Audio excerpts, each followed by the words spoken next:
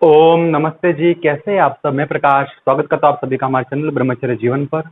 मित्रों, आज अपन बात करने वाले हैं कि वासना को उपासना में कैसे बदला जाए। ऐसा किया किया जाए कि जो आपके जो पावर है, जो कहते हैं ना, जो काम वासनाएं हैं, उसको शक्ति के रूप में कैसे परिवर्तित कर सकते हैं, वही आपकी साधना उपासना बन जाए। उसके लिए क्या करें, इस वीडियो में अपन बात करेंगे। आगे बढ़ने से पहले आप वीडियो को लाइक कर लीजिए और चैनल को अभी तक आपने सब्सक्राइब नहीं किया है तो चैनल को सब्सक्राइब करें और बेल आइकन को प्रेस करें ताकि ब्रह्मचर्य से संबंधित हर जानकारी आपको इस चैनल के माध्यम से मिलती रहेगी। पूरी जानकारी के लिए वीडियो को अंत तक जरूर देखें। चलिए आज का वीडियो शुरू करते हैं। तो कई बार ऐसा देखा जाता है कि भाई हम 1 महीना पालन करते हैं, 2 महीना पालन करते हैं और उसके बाद तो हमसे कंट्रोल हो ही नहीं पाता है। उसके बाद तो ब्रह्मचर्य नाश करना ही पड़ता है।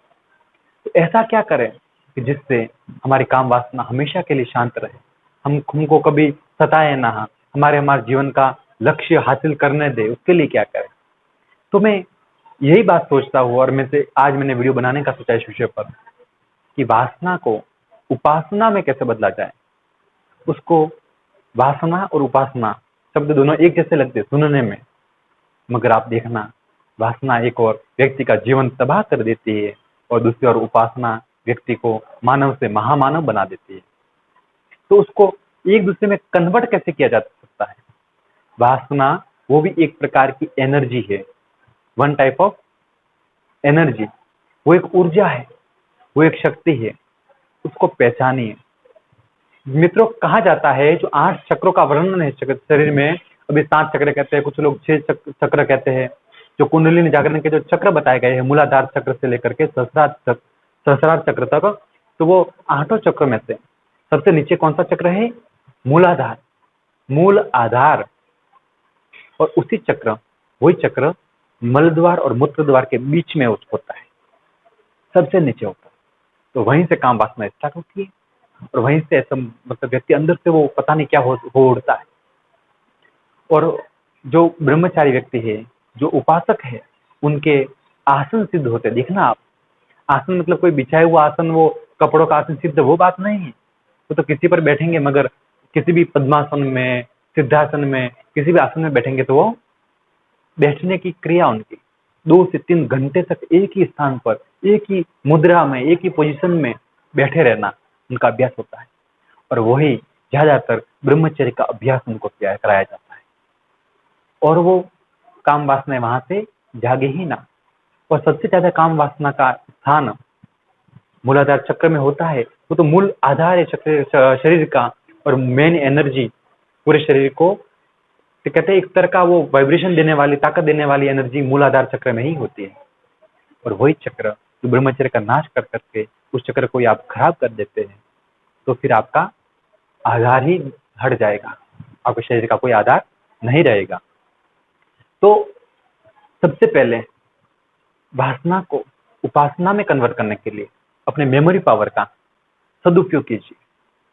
अब आज के समय में ज्ञानी व्यक्ति हर कोई हो सकता है, मगर ध्यानी और धार्मिक सत्पुरुष हर कोई नहीं हो सकता है।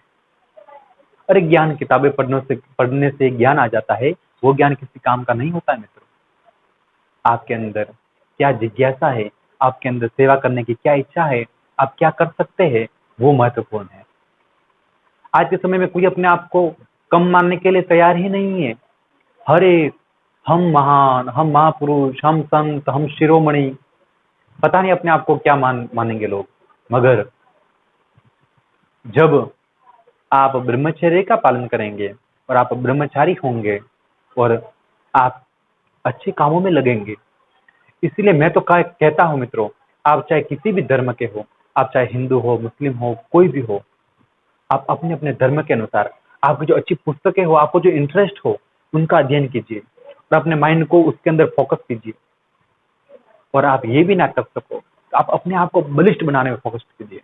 अपने आप को एक योद्धा बनाइए, अपने आप को एक ताकतवर बनाइए, अपने आप को अच्छे से अंदर से भी ताकतवर और बाहर से भी ताकतवर। बाहर से तो आपको व्यायाम करने से, जिम करने से ताकत मिलेगी और भीतर से आपको प्राणायाम और मेडिटेशन करने से ताकत मिलेगी। अब प्राणायाम कैसे करें, ध्यान कैसे करें, वो भी मैंने कई बार बताया हुआ है, आप देख सकते हैं। तो जब ब्रह्मचारी, जब कोई सामान्य व्यक्ति वासना के ऊपर कंट्रोल पाने के लिए उपासना की ओर बढ़ता है, अपने आप मेमोरी पावर को चेंज करता है, अपने मन की स्थिति को, मन के कार्य करने की पद्धति को ही बदल डालता है, तब उसका जीवन अच्छे की ओर, प्रगति की ओर बढ़ना शुरू होता है। अब एक सामान्य व्यक्ति की बात नहीं है, दुनिया में ब्रह्मचर्य का पालन करना कोई आम बात नहीं है, ये कुछ वीरलों का काम है। ये सामान्य, मैं कुछ गाली देना नहीं चाहता और गाली मैं देता नहीं हूँ, मगर कुछ सामान्य तुच्छ लोगों का काम नहीं है ब्रह्मचर्य का पालन करना। और ये ब्रह्मचारी तो ब्रह्म के समान होता है, परमात्मा के समान होता है, और परमात्मा का अंश ही ब्रह्मचारी होता है। इस बात को आप जानिए और पालन कीजिए। और दूसरा मैं तरीका आपको बताऊं, आप जिस परमात्मा को मानते हो, आप कौन से भी भगवान को मानते हो, उन भगवान को आप ऐसा सोचिए, हम जो कार्य कर रहे हैं वो कार्य कर तो करेंगे, हमारा कर्मयोग तो है ही, पूरे दिन भर हमारे परिवार को चलाने के लिए, हमारा धार्मिक कार्य करने के लिए, हमारे समाज के कार्य के लिए हमको पैसा तो कमाना है, मेहनत तो करनी है, परिश्रम तो करना है, मगर दिन में से 1 घंटा सुबह सुबह का मॉर्निंग में जल्दी उठ करके 1 घंटा अपने परमात्मा के पास, अपने भगवान के पास, आप शिव जी को मानो, हनुमान जी को मानो, माता जी को मानो, सिर्फ अल्लाह को मानो, खुदा को मानो, जिन भगवान को आप मानते हो उनके पास 1 घंटा बैठ करके उनकी पूजा अर्चना कीजिए। उनके प्रति ऐसा लगाव रखिए कि शायद मेरे परमात्मा जल्दी ही मेरे से मिलने आने वाले हैं, मुझे मिलने वाले हैं, मुझे उन तक पहुंचना है, उसमें लगिए। तो आप देखना बहुत ही कम समय में आपको अपने शरीर का मोह छूट करके आपको उस परमात्मा को पाने में आप तलब उठेंगे। और तीसरा जो कार्य है, आप एक काम कीजिए, अपने शरीर के प्रति, जो अपने खुद के प्रति जो आप आकर्षण रखते हैं, मेरा शरीर का हाथ कितना आज थोड़ा ब्लैक पड़ गया है, आज से चेहरा थोड़ा ऐसा हो गया, वैसा हो गया, अपने आप के प्रति इतने आकर्षक मत रहिए। ठीक है, परमात्मा ने शरीर दिया हुआ है, उसकी सफाई रखना, उसका ध्यान रखना हमारा कर्तव्य बनता है, और उसी के लिए ज्यादा समय व्यतीत करना ये भी एक मूर्खता है। इस शरीर को ज्यादा सजाने की आवश्यकता नहीं है मित्रों। आप सामान्य 2 कपड़ों में भी खूबसूरत लग सकते हो, और दुनिया के आभूषण से भी आप खूबसूरत ना भी लग सकते हो। ऊपर से दिखने से कुछ नहीं होगा। यदि आपका शरीर के प्रति आप मोह नहीं रखेंगे, आपके शरीर के प्रति आप आकर्षक नहीं रहेंगे, तो आपको काम वासना ज्यादा नहीं सता सकती। आप हमेशा इस बात को विचारिए कि शरीर तो अंत में पंच तत्व में ही विलीन हो जाना है। जो परमात्मा ने शरीर रचना बनाई है शरीर की, चाहे छोटे रूप में पैदा हुए हो और बड़े होकर के भी ये शरीर मिल ही जाना है, मिट्टी में ही मिल जाना है।